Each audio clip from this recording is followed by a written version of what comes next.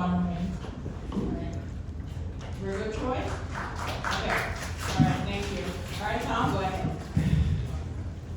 I was going to talk about conservatives, but now I've been prompted to talk about liberals. The reason we have a conservative government for the last 7 years is because we had 15 years of a liberal government that created things like hallway medicine and healthcare, underfunded education, where we saw the highest tuition fees. The cost of rents started spiraling out of control when the liberals were in power. They are the absolute reason as to why the conservatives got in. And in fact, the liberal leader has talked about taking the liberals to the right. So if you want the right, you've got the conservatives to vote for. Certainly not liberals, because it comes from their own admission. The same liberal leader talked about that they had spent too much money in healthcare. So I find it rich to see any kind of play on progressive voters coming from liberals. If you want liberals, you've got conservatives, liberals. That's the same block that you can choose for at the provincial level, certainly from the liberal leader who receives most of her money from the same developers that Doug does as well. So I don't think we should go there. And a reminder is that the Liberals don't even have party status in the province of Ontario. They have 8 seats, and the NDP have 29 as of the dissolution of legislature. So nobody in this riding is going to listen to that game.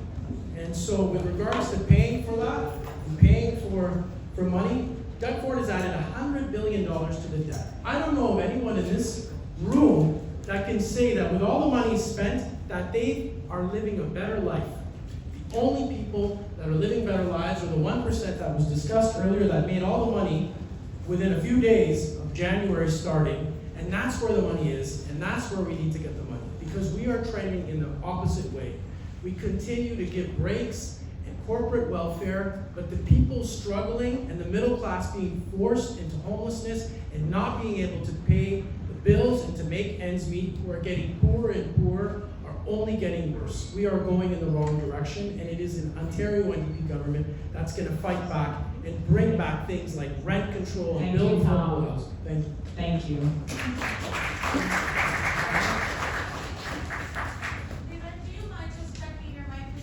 Yeah. Can you hear me? Check 1, 2, 1, 2, just hold. Hello, check, mic check. It's not working. Hello, can you hear me? Can you hear me? Keep going. Keep talking. Yeah, can you hear me? Mic check. Mic check, 1, 2. Yeah. Thank you for providing your time with us today. My name is Yagus Topaz. The Finch West LRT has been under some form of development since it was first proposed in 2007, when I was 6 years old, for the record. What I'm about to say is a fact. The Liberal and Progressive Conservative governments, the Liberal and Progressive Conservative governments in Ontario, did not complete this project, costing us taxpayers, all the people here, over $2 billion, while forcing us to pay out of pocket on auto insurance and car-related fees. It has been almost 20 years, and we still do not have access to the Finch West LRT. On top of that, we're being price gouged on auto insurance. And don't get me started on the traffic. This community needs transit now. It needed transit yesterday. It needed transit 10, 15, 20, 50 years ago. It really did. We do not want to be priced out of participating in society solely because of not being able to afford a car. I would like to hear your responses on how you will genuinely advocate for the development of safe, sound public transit infrastructure in this community, while also ensuring that we are not taken advantage of by insurance communities. Thank you.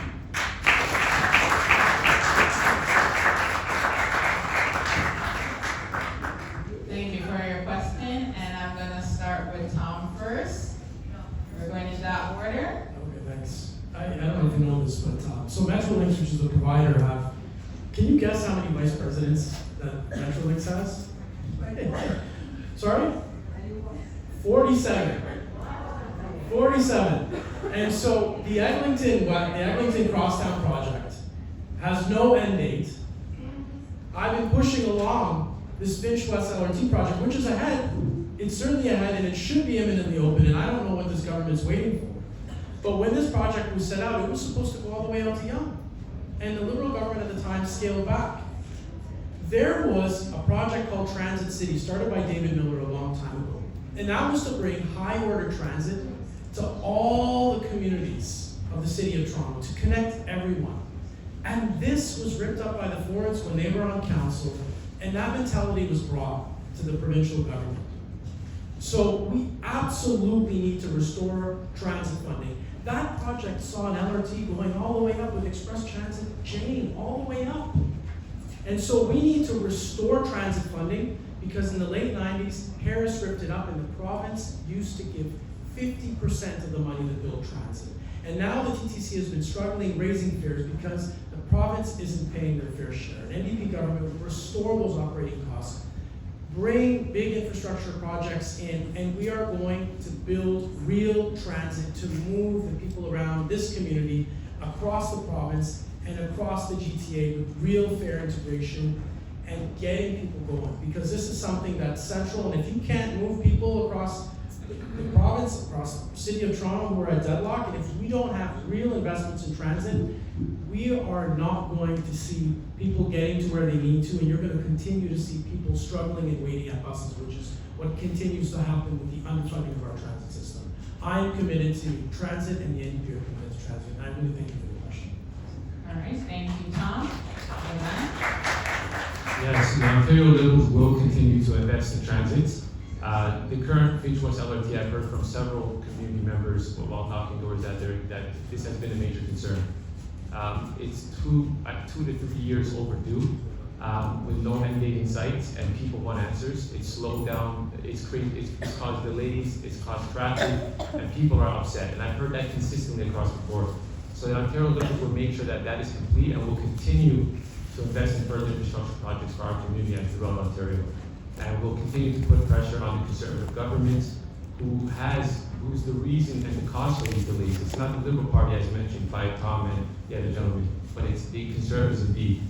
And just to go back to my other point, I want to make it very clear that the only way to get things forward is to have your party in power. If you're not in power, there's nothing that you'll be able to do. And the Ontario Liberals are the only chance of being the Conservatives. The last time the NDP were in power was in 1990, and we all remember what happened those days, the raid days. So we can't let that happen again, so let's continue to push on Ontario. All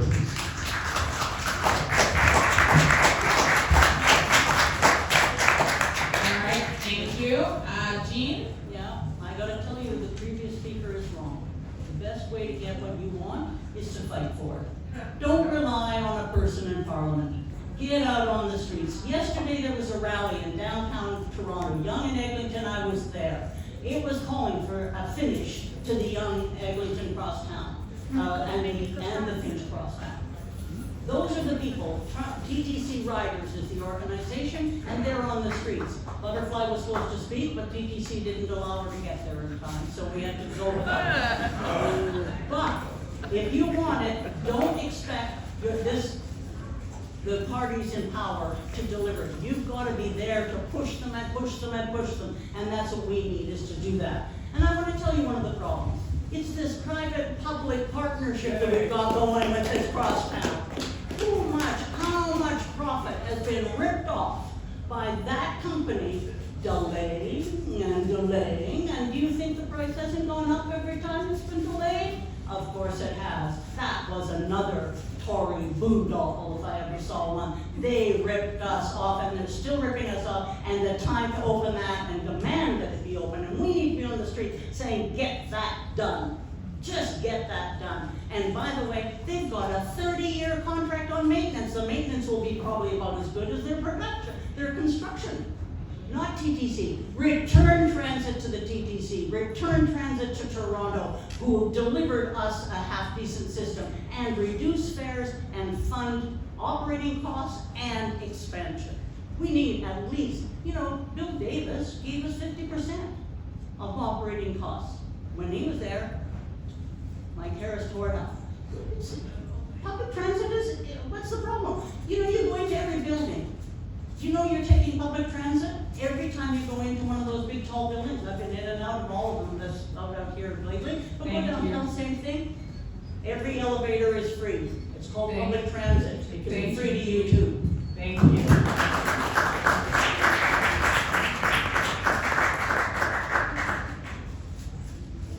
Hi, my name is Sabal, and I've been living in this community for the past 19 years, and as a student myself, my question for you is, what are your top priorities for improving education in our community? And more importantly, what specific steps will you take to ensure that schools have the right resources, especially considering how the current system often falls short for minority students? How will you address these racial disparities and ensure equal opportunities for all? Now's your time. First of all, we need to fix the backlog of repairs that the TDSB is facing in many school boards across the province right now. Schools are falling into disrepair, and the funding formula is based by student, not by need. This funding formula needs to be torn up and reinstituted because the communities like ours that need the support need the funding that they're not getting. You know, you have places like in Forest Hill that are getting lots of money and their parents can raise tons and tons of money. That was not the reality that I lived growing up as a tenant in this community, and so we need to change the funding formula. There should be no barriers to education. We need to be reducing tuition. We need to be turning OSAP loans into grants. And without education, there's no future. There's no future for you. So this is really important. And one thing I do want to address that has been said. I want each and every one of you, certainly to vote, but I want you to vote with hope. We're going to continue, I assume, to hear about choosing the lesser evil. I don't think that's why anyone should ever vote. That's not why I ever voted. In fact, the one thing that I had hoped, and I know a provincial that Trudeau would do, was change the electoral system in Canada that he promised. And it was the first promise that he broke. And since then, it was also listed as his first regret. So, if you want to talk about that type of thing, I think people in this audience should understand that it is unlikely that the Liberal leader in the province of Ontario will win her own seat. So let's talk about the actual issues and encourage people to vote with what they want the most and what their hopes are, and not choosing lesser evils. It's nonsense and it's insulting to the people of this room. And I thank you so much for the question on education. Thank you. Thank you, Tom. Levan? Yeah, I think that's a great question. We do need to change the funding formula, and it does need to be based off of needs. Communities like Humber River-Black Creek and several other communities throughout Toronto and Ontario are struggling more than others, and we can see the disparities throughout the wards, even just in the city of Toronto. So that's the first thing that needs to be fixed. And in terms of racial disparities, we need to continue to keep pushing for after-school programs, support programs that cater to communities like Humber River-Black Creek, which has some of the largest Black percentage per population in Toronto and Ontario. And I think another way of doing that is by having the leaders and representation that reflect the communities that they represent as well too. So education is important. That's why I started as a trustee, and I used to always wonder why we had those racial disparities and what needs to be changed. So we need to continue to work on communities that have been marginalized. We need to continue to work with communities that are underfunded, like Humber River-Black Creek, and we need to continue to push for education and changing our funding formula so that we're making sure that students with the highest needs are being prioritized. Thank you, Levan. That's obviously the only way we're going to create a fair system is by increasing the funding. As cuts happen, the previous speaker has mentioned it, you know, when cuts happen, the cuts are most detrimental to the people who have the least. Because and he's right, in Forest Hill, Tom mentioned this, in Forest Hill, if they don't have music program, they just go out and buy the instruments. But in poor neighborhoods, they don't do that. They can't do that. Who's got extra money to go out and buy instruments for their school? So what we have to be clear about is that when a school exists, right across the board, they each have the same. And everybody gets treated the same in the educational system. But to do that, we need more funding. And the other thing that is needed to make sure of quality education, more teachers, more support staff, more people in the school that are providing the kinds of services that are needed by students. Whether it's the lunch programs or after-school programs, everything that students need should be in that school. That's what a school is for. And I'll tell you something else we don't need in the school. We don't need policemen in the school. I'll tell you, the last thing that an education system needs is to see a person who is in charge because he's got a gun on his belt. No way. So keep the cops out of your school system.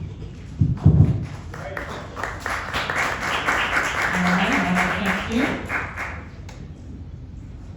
Hi everyone, my name is Andrea Vasquez Jimenez with Policing Free Schools. We know that thriving and healthy communities, including educational spaces, which in and of themselves are safe, have more supports and resources, not more policing. We know what actually supports the conditions for optimal learning and working spaces in schools, and that's because students' learning conditions are workers' working conditions. There is no evidence to support the notion that police in schools make educational spaces safer. There is, however, ample evidence of the detrimental negative impacts of police in school programs on students. Specific to the issue of police in schools, last year in December, conservative MPP Dixon put forward a motion 145, which was for the Ministry of Education to encourage and support police in school programs. Conservatives voted in favor of the motion. The NDP, Green Party, and Independent Sarah Jama opposed the motion, and Liberals were divided on the vote. And in November 2017, the next day after the historical removal of the police in school program, the school resource officer program from TDSB, a community-led win by JFAT and coalition partners, Liberal Education Minister Mitzi Hunter was asked to remove police from all Ontario schools. The systemic issues was painted as a local issue, and the call for removing police in school programs from all Ontario schools was ignored. My question is, are you committed to support the removal of all and any police in school programs from all Ontario schools as a first and necessary step towards a large transformative process of uprooting policing and carceral measures within educational spaces, which includes seclusion and restraint, exclusions, exclusionary timeouts, and punitive disciplinary practices, and towards a healing-centered education for all. All right, thank you. All right, so I'm gonna start with, I'm gonna have it as a toss-up at this point now. So you wanna go first, Tom? I can, sure. Okay. Thank you very much for the question, and as stated, the NDP have taken a position already in opposition to this. I'll tell you, if what the schools need, if you're going to be funding, is more mental health support, more counselors, more teachers, more educators, more help for the students themselves, more help for students facing learning disabilities, more students facing challenges, whether it's health, many other types of challenges that are facing, more daycare opportunities, more daycare spaces. That is what our schools need. We need to fix our schools, we need to bring in more educators, reduce the class sizes, and bring in more mental health supports for our students, because as we continue to see survey after survey, students suffering, many of them in their schools, many are feeling hopelessness, especially after the pandemic and what they experienced with the lockdowns. These are the supports we need to see in our schools. Let's bring in the counselors, let's bring in the support workers, let's bring in the educators, let's properly support our schools so that our youth, our children, our students have the best possible futures. And I thank you so much for the question. All right, thank you. Yeah, that's a good question, and it's good to see you again under that, by the way. So first and foremost, no, I will not be promoting putting back police into our schools at the provincial level. You know, at the TDSB, we just came off one of the most violent years. We're seeing students struggling with mental health. We're seeing students getting into fights. Students struggling with communication. And I think a lot of that has to do with the underfunding of our education system. Because we don't have any more after-school programs as much as we used to because of the lack of funding. So I will continue to advocate for more funding for after-school programs, mental health support, social workers, support staff, and counselors to make sure that students are getting the support that they need and that we can make sure that the numbers of violence is coming down. Thank you.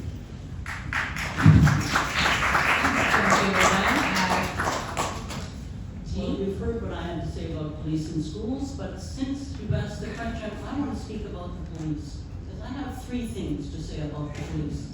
The first thing to say about the police is they don't stop crime. What stops crime is getting rid of economic and social inequality in our social system so that people feel like they belong and that they have a role to play and they have a future. And that will do a lot. I'm not saying that we'll get rid of all crime, and maybe we'll need a few police to take care of it. But policemen are not interested in preventing crime, and I am. So I'm not interested so much in a police force, I'm interested in the services that will get rid of the problems that give rise to crime. The second thing to say about policemen is that you know that saying, that if your only tool is a hammer, every problem is a nail. Well, for policemen, their only tool seems to be, and they seem to be trained only to use a gun. And I am not interested in having people who think that every person that they run into is a possible threat and that they reach for the one tool they have in their toolkit. Because you put policemen in a school, you're putting people with guns around your children. I don't want them there. I don't see them as having the right thing. And the third thing I want to say about policemen is they don't arrest the criminals. They arrest people who take little bits of property. You know, I've had my house broken into 4 times. I've had my wallet stolen twice. Cops have never done anything for that, by the way, but that's not the point. The point is, yeah, that crime was offended me. I felt very bad about it. But you know, the next day, my life went on as normal. But when people cut my health care, when people cut my transit, that changes my life every day. And the people who take, for instance, there's a company that put mercury in the English Wabagoon River system. Those are criminals. No one has arrested them. Thank you. Thank you. I know, I'm sorry guys, I have to keep you in a time limit, but I definitely know that there's a few more questions and time is gonna be upon us. So, okay? Hey, my name is Mahad. I got a question for the 3 candidates here. I was wondering how you guys are gonna handle the tariff threat that we're facing, and how you guys are gonna also deal with protecting Ontario jobs. Can we just make sure everyone's mic so okay as well? Good. Yes, just check your mic again. Mic test, mic test. Okay. All right, once again, this is a toss up. Anyone is free to start. Yeah, I guess I'll start. So when it comes to the tariffs, this is a major threat to our economy, to the province of Ontario. And no, Canada will never become the 51st state. But essentially,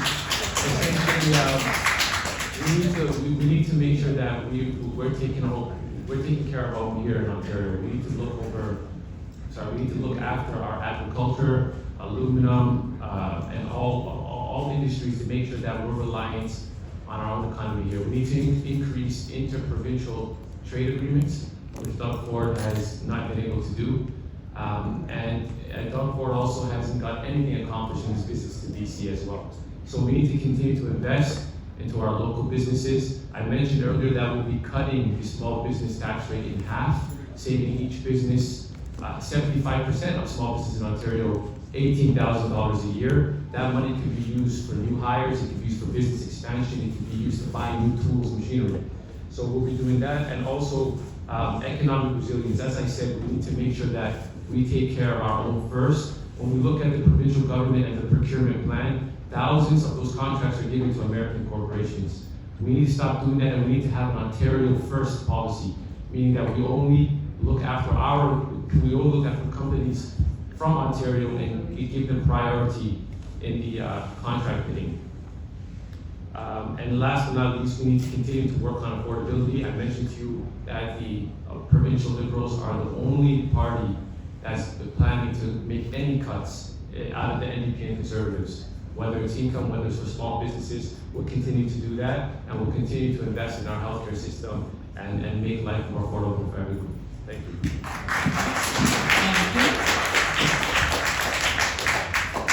So you can tell I'm a teacher, I cannot figure out when to stop talking. That's my problem. Teachers always think that they have a whole hour to get everything done. With respect to tariffs, I think the important thing to look at when we look at tariffs is the impact it is going to have. Well, 2 things. One, I don't think we should make one concession to Donald Trump. I think the man should be told to stuff it. And whatever he's got to threaten, just go right ahead. If you want to do that, that's your business, not ours. But he's asking us to pay for his border security. Well, get out of here. I mean, come on, he wants to stop people going into the United States with stuff? Go ahead. Build a wall. See if I care. I don't care. So, that's one thing. He can take it and stuff. But with respect to what the effects of tariffs are, the real concern we have to have is the effect on jobs.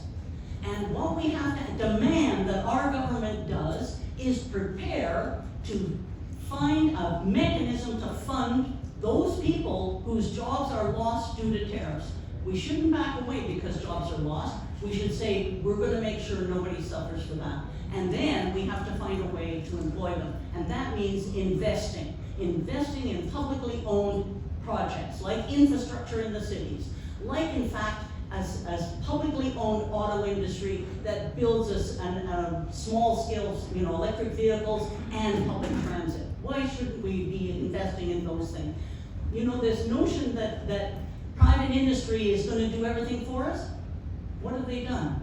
They've created homelessness. That's what the housing industry has done for us. They've created unemployment. That's what they've done for us. We have to take control of this and say, when we want something done, we'll invest in it. All right, thank you, Dee. Tom? Thank you. We Canadians are very nice, peace-loving people, but we always stand up for police. And so what we've been seeing is absolute ridiculous, unreasonable level of bullying, and I do echo the sentiments. I know we all come from different parties, but we all stand up for our province and our country together, and we are all united in that front. Certainly, seeing what was happening with the American election, I've been long pushing for Buy Ontario solutions, and in fact, I introduced a motion in legislature last year, before any of these talks of tariff, to increase the amount of Ontario products on store shelves in many different ways. We exist in a world where there's trade, but we are very dependent on these relationships. And as many are beginning to realize, but this is something that many of us have known, we have been very dependent on the relationship we've had with the United States. Meanwhile, a lot of these challenges need to be solved with a Canada First approach. We have provincial barriers. Trade between the provinces has barriers, and this is something that actually impedes us as Canadians. It forces us and forces our businesses to go to the States and other places. So we have to increase the amount of Buy Ontario, and as has been said before, and we don't know what he's going to do with the remainder of these tariffs and threats, because what Trump says is a little bit like Toronto weather, right? So you never know what's going to happen in the end. But we are going to have real supports for workers if this happens. And as has been said, we are going to have to build and invest in Ontario. The government's going to have to invest in major infrastructure projects and other ways to spend the money here and to invest and buy Ontario. So this is something I've been talking about even last year with a motion, and something that we absolutely need to do.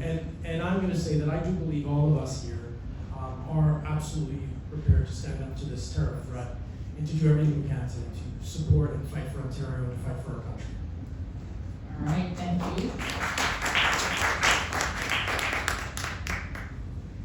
Hi, this is John Humphrey. I got a question, but first a remark. There's no Tory candidate here. That clears the air. On the other hand, there is an elephant in the room, and that is Doug Ford and what he's been up to. One thing, we're in the middle of an election, in the middle of February. It's a stupid time to have an election, and you know something? It's illegal. It's against the Fixed Election Act, which was supposed to get rid of this sort of boondocking. And why do I say boondocking? Last election, Doug Ford had the lowest turnout. It was an election that had the lowest turnout in Ontario, like ever. And he's happy to keep it that way. He wants people just in the dark. And what else does he do? He does what the Roman Empire used to call bread and circuses, with an emphasis on the circuses. What are his circuses? Well, first of all, have you noticed you can't turn the TV on these days without ads for gambling? Crazy ads in the middle of your favorite sport, whatever. They're telling you what the odds are that somebody's going to do a triple double or a quadruple something. And people are losing money. This is a waste of money, and it's an addiction, and it's being broadcast there by decision of Doug Ford's government. And the other thing is that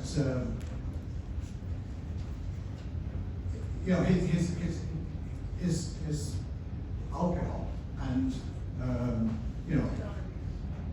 used to be Buckabeer. He gave up on that one. Okay, that one fell through. But now it's putting it in the corner stores, putting it up on the corner stores and so on. He's got contempt for the voters of Ontario. That's my opinion. And I don't like to link it with our absent colleague, but he's got more important things to do than to consult with. So really, I got a couple of questions to ask. First of all, what do candidates think of the fixed term election? Secondly, what do they think of the legalization of online gambling that's taken place? And thirdly, what about beer or alcohol in the corner store?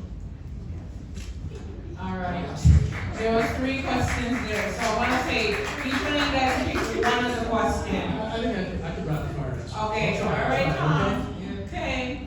I absolutely, if Doug Ford was doing a good job, he would have waited a year and a half to call the election. That's why he called it now. And I think, and I've said this often in legislature, I think he's putting alcohol everywhere because if we're all drinking, we won't notice the mess he's made in this province, all right?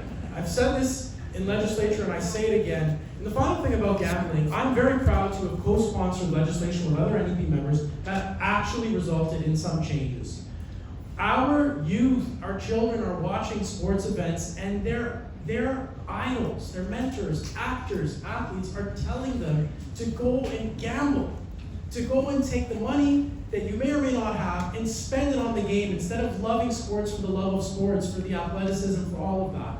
This is something that I pushed back. We actually introduced legislation to stop those commercials from happening, and we're seeing some action actually taking place because of the push of the NDP. I absolutely agree with this. We don't need, in a time, especially in a time of affordability crisis, we don't need more options and opportunities to be pushed to gamble. This is only harming people and making people and coercing them into spending money on things that they don't need, hoping to get rich, when we're suffering in so many ways here. So thank you so much for that question. All right, thank you. I'm guessing you're going to back?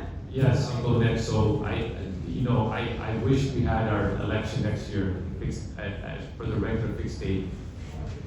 Having this election, which has been so difficult because we're in the middle of February in Canada, and the snow, we just had some more snow in the last 4 days than we've had all of last year. So it's been tough on all candidates, and Doug, I think it's the part of Doug Ford's plan. He wants to make it harder because he thinks that the incumbents will have the advantage. So we're going to prove him wrong, and we're going to bring the Ontario Liberals back to the Ontario legislator. And your other question was, yes, I do not support online gambling. I do not support the privatization of liquor into our stores. I think it's harmful for our youth. I think it's harmful for those who are very vulnerable. And I think that there's more priorities that he should be focused on: our education system, our healthcare system, creating more housing, affordable homes. So he's failed in all those aspects, and I do think that he's probably doing this just to so his buddies in the private sector can benefit, and that so that they can make money. And we've seen that with the Greenbelt scandal. We've seen that with several other scandals. And unfortunately, many people are just not realizing that because somehow he's still up on the polls. But I believe the Ontario Liberals have what it takes to take him out. I do not stand for those things, and I've seen as a trustee in the Toronto District School Board how it negatively impacts our students, especially many students now getting into online gambling. So that's something that I will make sure that I oppose, and it's something that I've already done by writing advocacy letters to the Minister of Education. So I will continue that fight as well.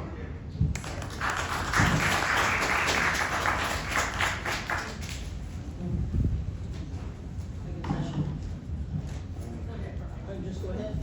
Okay. So yeah, I mean, clearly Doug Ford was hoping that by calling it in the middle of the winter and the worst part of the winter, that I guess people will stay home and not make the changes that are necessary. I mean, he was, and as you said, the lower the turnout, the more likelihood Doug Ford will win again. So please, people, get out and vote and make your vote count, but make your vote count by voting for what you want. not by voting for what you don't want, because you'll get it. And if you don't want the policies of privatization and cutbacks, then you have to vote against that. And about the betting, I think you're perfectly right. And you know, it's a very interesting appeal, because clearly what they're appealing for people is, if you don't have enough money, and here's a chance to get a punch, but you know, it's a rabbit hole. You put a little bit in, and then and pretty soon you put all your money in, and you're poorer than you were. Instead, we should have a campaign on television that tells people to unionize. Because you get a lot more money by unionizing than by putting a bet on a, because somebody's making money, somebody's making a lot of money. And those are the people that are running the betting candle. You know the house always wins, and boy do they win big on this one. And there's no way to monitor it. And who are they paying taxes to? I mean, the whole thing is just awful. With respect to the alcohol, the real issue here is he took something that was ours and he's getting rid of it. It's just another act of privatization. He's privatizing our schools, he's privatizing our Medicare, and he's privatizing. That LCBO was a major maker of money for us. We could fund many things with the money that made. It helped run this province and provide services. And he's getting rid of it. Why? Because it made money. And you know what? We're not allowed to do that. Only his friends in the big business community is allowed to make money. And so he took it away from us. It was ours, he stole it. Thank you. All right. Okay. All right, I'm gonna go here, and then I believe there's another question in the back, all right? Nope, I hold it. Okay.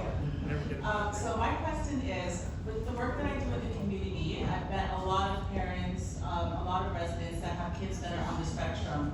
And unfortunately, especially here in the gentrification community, we don't have any sensory community centers. We don't have a lot of supports for parents that have kids, especially who have aged out of a lot of the programs that support kids who are on the spectrum. So I want to know, what do you plan to do, especially for people that reside in marginalized communities that have kids on the spectrum, to ensure that they're included in these recreational programs and stuff that are being brought into the community?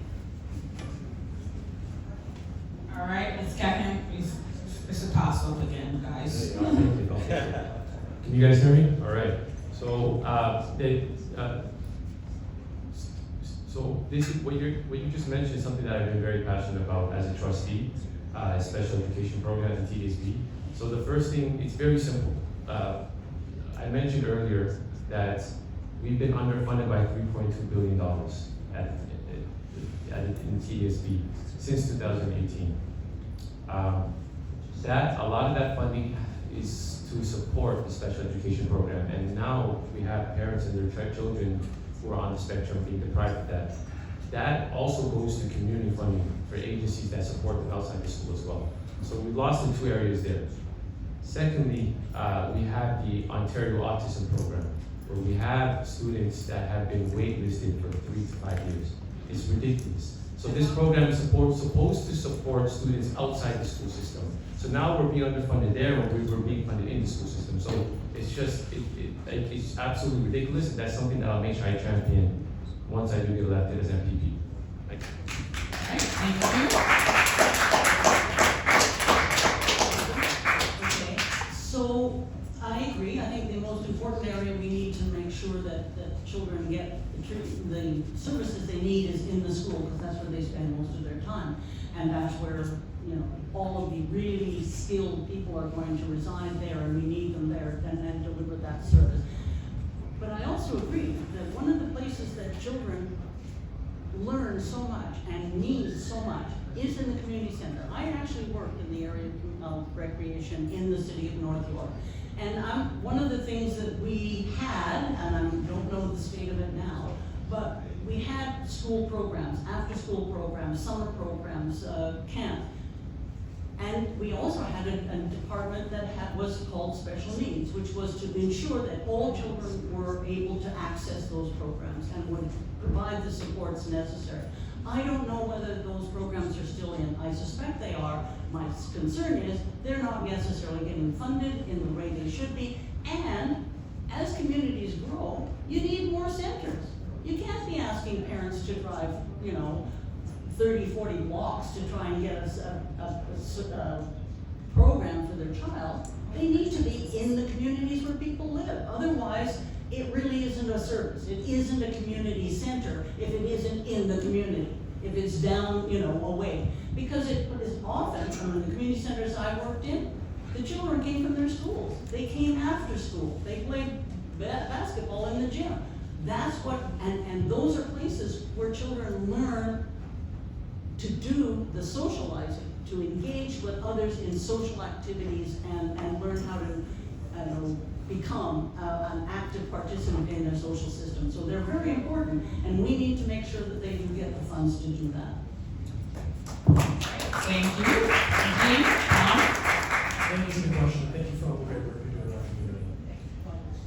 So there's no question that the Conservative government in the last 7 years has made things far worse when it comes to school funding, as well as the wait list for families that are seeking help with a member of their family on the spectrum. But it should be known that the wait list for families looking for, let's say, therapy for autism, ABA therapy, and others, were on wait lists prior to the Conservatives. Long, many-year wait lists. In fact, the community at the time was fighting very hard against the Liberal government at the time. And when it came to funding as well in the school system, the Liberal government prior to the Conservatives actually put Peel Catholic Board into, they appointed a director because the trustees at the time weren't willing to pass on deep Liberal cuts to their school board. And what happened was they sent them into receivership. They took away the power of those trustees and forced decisions on that school board. And we're seeing an extension of this. We haven't seen things improve. They are worsening. But a lot of the problems existed prior to the Conservatives in the first place. So we're fighting for real supports and the backlog and the waiting list, real funding for families with a family member on the spectrum of autism, and real funding for our schools to clear the backlog of repairs, and of course to hire all the staff necessary to support workers to bring in proper special education in our school system, which we don't see and has been failed by the previous two governments before them. So I thank you very much for your work and the question. All right, thank you.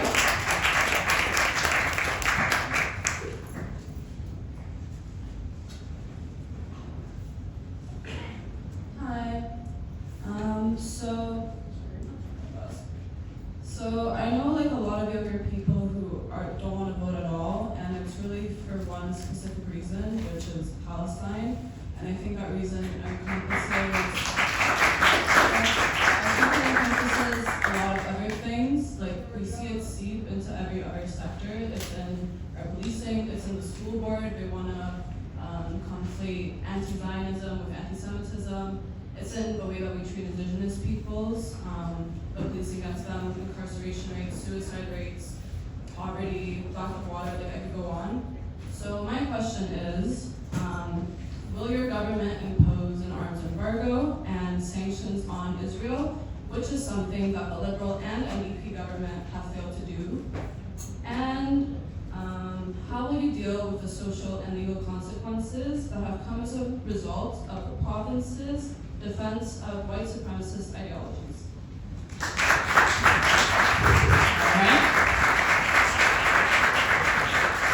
All right, so pass up again, guys. So, I think you guys can give your thoughts together. I'd love to start this one, because the Communist Party has been on the street every time when those demonstrations in support of Palestine have taken place. We oppose any efforts made to restrict and punish people who are opposing the demonstrations. Those people who are opposing the treatment of Palestine and have been demonstrated and punished, no, can't do that. That's free speech. And you're right. Anti-Semitism is not the issue, anti-Zionism is the issue. And Zionism is, I told you I started my political career in anti-apartheid. And guess what? It's ending with anti-apartheid too, because that's what's now on the table. We're looking at apartheid. And Israel, the Zionist regime in Israel is opposing apartheid on the Palestinians, and we're opposed to that. And we support the Palestinians' rights to national self-determination. And we support their right of the people in Canada to demonstrate in support of them, and of course, we would in fact. support an arms embargo, and we're on the streets helping at those demonstrations, calling for that too. And I urge, if you really want this to happen, don't rely on your government, as I said. Get out on the streets, make sure it happens by forcing them to do it.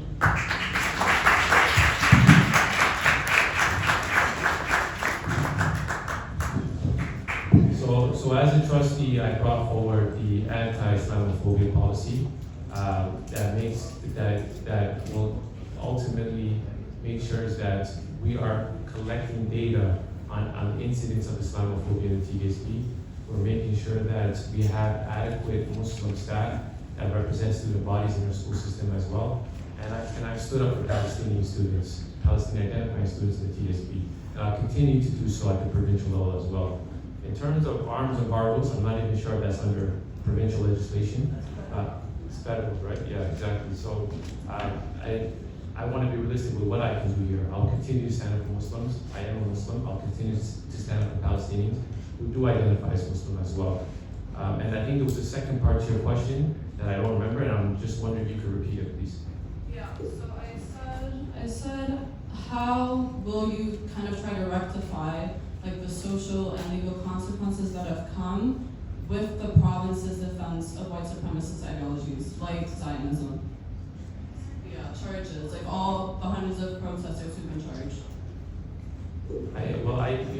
I support protesters. I think that they should have a safe place to protest, and I think that is a part of our democratic government here in Canada and in Ontario.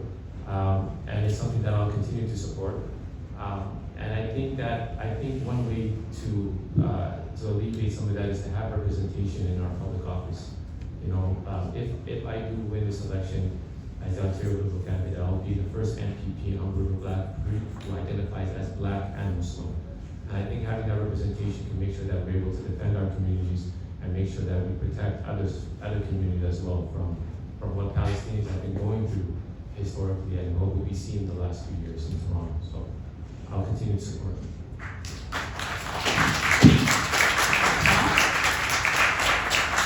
Thank you for the question. I, of course, believe and will strongly fight for people's right for peaceful protest here, Toronto, and across the province. It is fundamental. As well, I stand against all forms of hate, racism, Islamophobia. It is absolutely and unequivocally unacceptable, and we shouldn't see people being silenced in that way. And I do appreciate all who are standing up for peace in the Middle East and in the region, because it has been terrible and heartbreaking to see the suffering that has been happening there. And we have long been calling for a ceasefire. Just watching has been terrible. So I appreciate the right of all protesters to stand up for peace, and we should not be silencing them in that way. And I really appreciate you bringing this question here. It's absolutely important.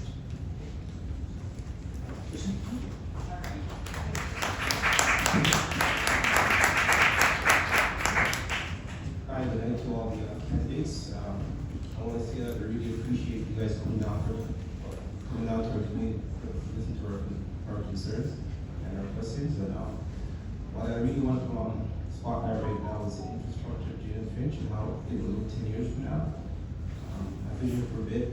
My father is in Red. I've been by for 20 years. For people who are listening to the maps, over 35 years I've been here. I've seen a lot of structures go up, and still have a little bit of PTSD from seeing Finch ripped apart by heavy equipment with the LRT in. That's still a concern my community. So I understand that there's some massive renovations, construction that's going to be done, demolishing certain structures like this mall that we're in presently. EarlyON Mall, I've seen connections being demolished. I was around when they had mini golf here, that's no longer here. So, and I've seen EarlyON Mall when it was put up. So I'm wondering what you guys plan to do as far as letting us have an opportunity to still reside here if we choose to. Historically, a lot of people live in Jada Finch and got to a certain level of income, let's say about $50,000 to $100,000 to move out to the suburbs or into the GTA. But there's some of us who don't mind staying here. But I'm not sure if that would be possible because I'm hearing that there are condos and expensive properties that would be built in the neighborhood. So I'm wondering if regular residents are on fixed income, or if the income would still be able to reside here in the next 10 to 20 years. And if there is somebody can tell us how that would be. So thank you.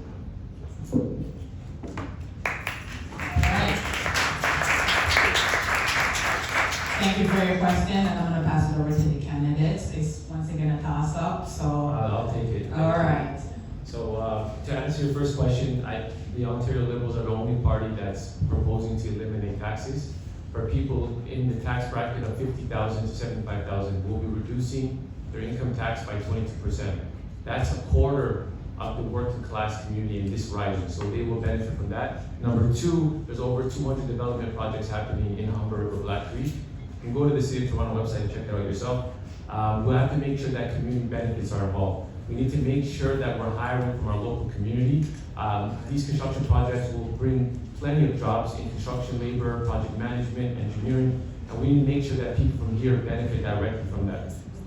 In terms of housing, we need to make sure that it's supportive housing, it's ranked geared to income, and that Ontario Liberals will be doubling the amount of supportive housing that we already see today in Ontario, and we will make sure that it is ranked geared to income, so people in this community will be able to afford it as well. I hope that answers your question. Go ahead, Matt. Thank you for the question. So, first of all, if you have rent control, people will not, or stop rent eviction, stop the above guideline increases. People will not be priced out, tenants will not be pushed out, because rents will not be, there'll be no incentive for landlords to just push people out so they can double the rent. This is a problem that's facing tenants from across, and I grew up as a tenant in this community, not just here, but across the city of Toronto. So this is a huge change. Development is, of course, regulated by the different municipalities, and I, of course, strongly believe in consultation, and that communities must be consulted when any changes are made. Community benefits was raised. I was very proud to fight for community benefits as part of all infrastructure that's happening, and in fact, when the Conservatives tried to go back on community benefit arrangements, here, I spoke in the media, I went with the Community Benefits Network, and we fought against it, and they had to go back on their word because they were going to try to take away those funds. And we have to continue to give opportunities for youth, especially from marginalized communities, to have an opportunity in the trades and many other forms of work, because we're not seeing that, and the NDP is absolutely strongly committed to that as well. So it's a very important question, and I appreciate you asking it. We're on your side. Thank you. Okay. Chief? Well, the problem. Oh, it's on? Okay, I'll use this one. Is this one? Okay, I'll use this one. Thank you very much. You know, the issue is that the government that's in power, and maybe one before, but we'll just deal with the one in power, is in the pocket of the developers. And they just do what they want. I mean, every time the city of Toronto tries to develop, control the way development takes place in this city, it gets overruled by the Ontario Municipal Board. And so people say, we don't want those giant 82-story buildings in our neighborhood. And guess what? They get an 82-story building. Well, maybe it's only 54, sorry. But isn't that wonderful? So they're the ones who are determining it, and you know what? They ruin your neighborhoods. They ruin your neighborhoods with those big buildings. They take up space, there's no services. What does a community need? It needs social services. It needs places to get together, to have their children have that recreation. It needs places where children can just play, parks, ravines, whatever it is. Developers just want to build on that. That's all they ever want to do. Do you need 200 new great big buildings? Maybe not. Maybe you don't even have the infrastructure for it. What we need to do is make sure that the government puts the control of development back in the hands of the city. Because you're going to get 200 buildings, you haven't got your crosstown yet. They don't even require you to get it. But what's your sewer going to do? All of that city services, and they just run roughshod over the city. And then the end result is the community pays the price. So again, we have to make sure, and I'd like these people who will end up in government at some point in the legislature to say that they're going to demand that the Ontario Municipal Board stop overruling the city. Number one, that the community has the right to have a say about the nature of the development in it, and that any development has to have social services that deliver to that community in conjunction with any future development. That's what we need. Thank you. All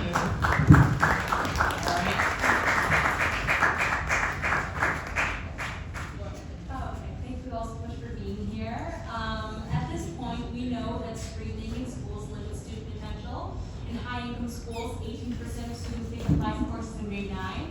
In low-income schools, it's 45% of students. Back in 2015, we saw that twice as many Black students were taking the applied courses, and you know me in academic math know that's a pretty big difference. We've seen the benefits of de-streaming grade 9 English and math and the TDSB. So my question is, are you committed to keeping a de-streamed TDSB and advocating for de-streaming for the broader Ontario educational system? Thank you. Thanks for the question. All right, Yvonne, you're on a roll. So I think that's a great question. Yes, I absolutely support de-streaming. Actually, TDSB has already been put into place. Sorry, growth of the province of Ontario has already been put in place. So grade 9 students now, they're no longer forced to take applied courses. And now we're also making sure that we are going to be de-streaming for the 10th grade as well too. And I've been an advocate of that, and that's something that we're hoping will get done at the provincial level. So I'll be continuing to advocate for that. I think de-streaming students is extremely harmful, and it limits them of their potential. So I'm a big advocate for that, and I'll continue to push that forward if I get elected as MVP. Thank you. Sorry, Tom, 1 moment. I know I promised you guys 2 minutes, but we're in crunch time, so I'm gonna give you a minute, okay? I appreciate the question. I have a background in education myself, and I've been able to teach in different facets, in different ways. So absolutely, the ADP is committed to de-streaming. And we know that there are links between socioeconomic backgrounds and outcomes in schools. And so what we're seeing is we're going in the wrong directions. Larger class sizes, less educators, less special education, less teachers, less support for our schools. And so all it is doing is making it harder and harder for our students. And this is the absolute wrong direction. We have to continue to invest in our schools. We have to get more teachers, more educators, more special educators, so that the class sizes get down and we're providing the supports that the students require. And we need to take away the financial barriers to education so that students can choose their careers and make their dreams come true. Thank you for the question. All right, thank you, Tom. Jean, 1 minute. Jean, go ahead, Jean. You can borrow. Okay, Go ahead. good. Well, the answer is yes. I would absolutely commit to that, and I just want to say that it's absolutely necessary that the de-streaming become institutional, that you are not allowed to stream, because everybody knows that if you leave it up to the decision makers into the classroom, we know what will happen. Discrimination will occur, and it will be based on various things like social economic background, but it will also be based on race, and we know that for sure. So absolutely, they should not be allowed to do that at all. Not only at grade 10, all the way. All right, thank you. Like a quick and concise answer. Butterfly, go ahead with our last 2. Okay, we're gonna make this quick. Yes. Good evening, everybody. I'm glad to be a part of this discussion. It's very disturbing to me. I heard something that has got my attention. And I'm glad I have my information with me to address the concern. I am a judge. My court is called Court of Justice Against Injustice. I work alongside Winston LaRose, Mr. David Finch. He's a work for everyone. I appreciate all what you guys are saying, but there's an injustice here. And we cannot continue further, right? The injustice here is, you heard the gentleman said that what that board is doing is illegal. Okay? Now, you just addressed G, you just addressed that the police are doing their job. Okay, well, the people are here, we people are here. If we're doing something wrong, immediately we're thrown in jail in handcuffs. Immediately, right? So, because of that's injustice, there can be no election. If this is illegal, how can there be an election? Nobody likes that much for now. That's the right. So that is illegal. So if that's illegal, I cannot allow this to proceed any further. Because it's going to do further damage to our community that's hurting already. Myself, Mr. Rose, and many like ourselves in the community, the gentleman that just spoke over here, Troy, we're all involved in the community, and we're the people that come to. We don't need them stranded. They get help right away. I don't hold no debate from anybody. They get the help they need right away. Now, answer my question. Let's answer my question, or answer. If it's illegal, the election cannot proceed. I'm your second. Okay, well, okay. I'll stand up. I'll take it on myself. I'm not going to do this.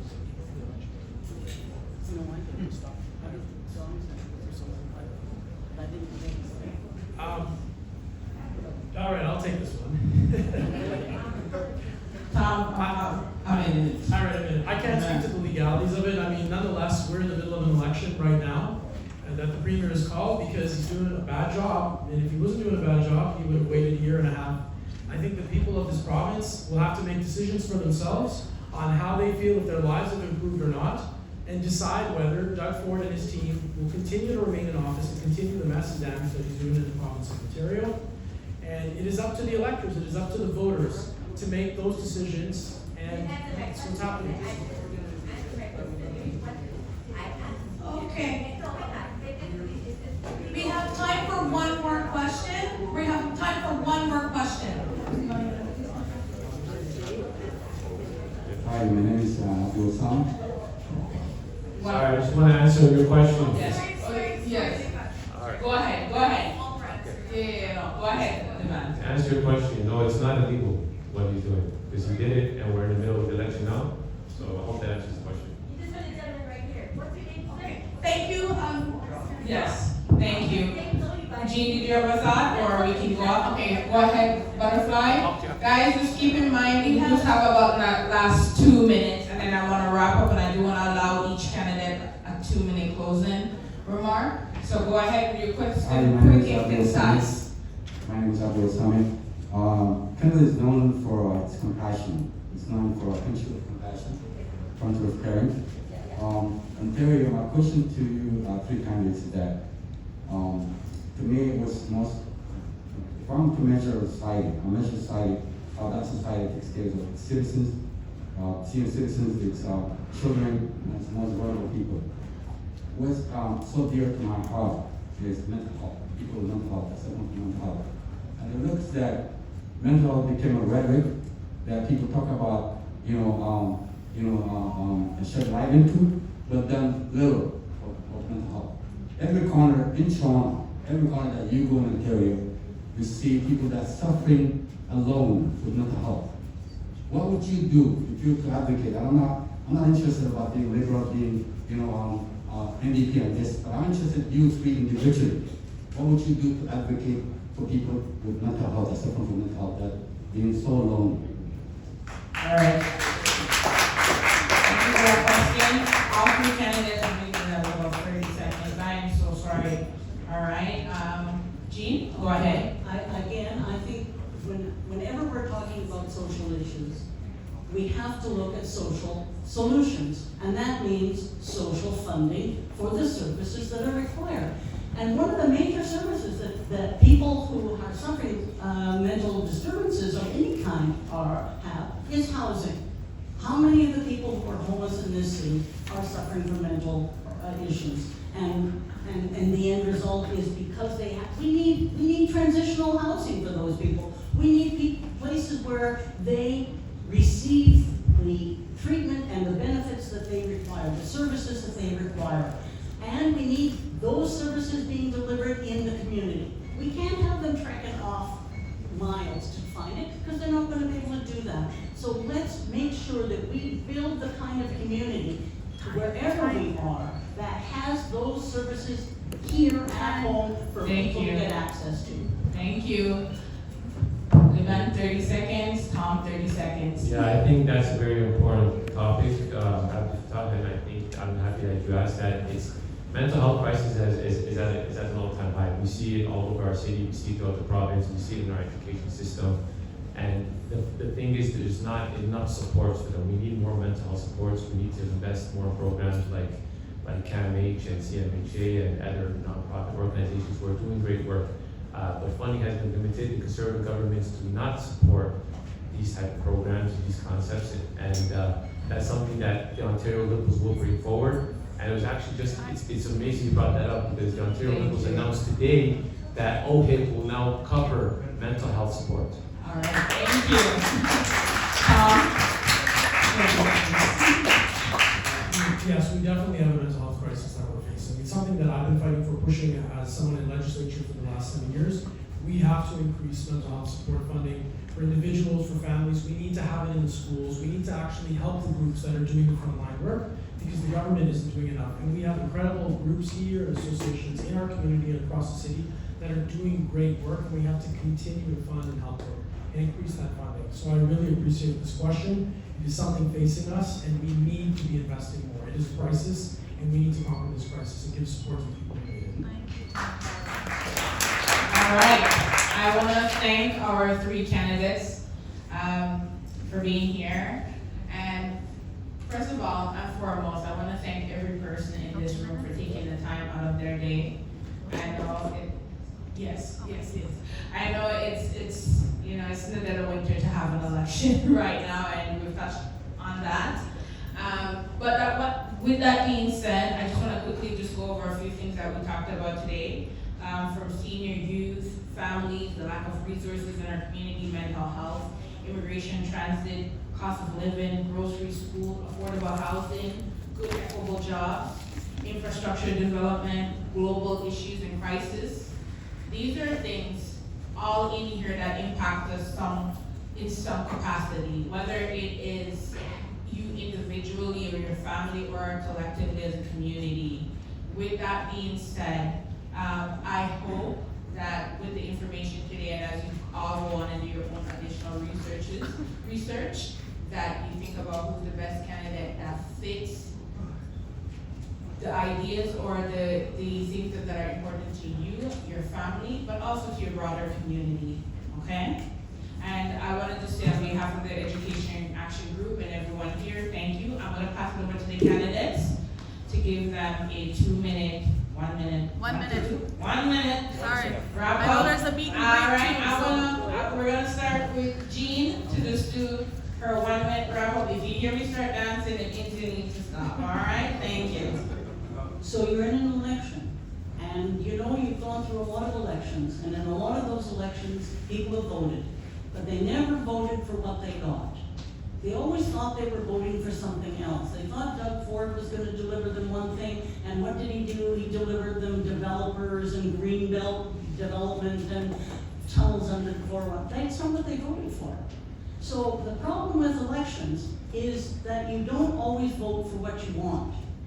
You vote for what they tell you they're going to do, but they don't tell you what they're really going to do.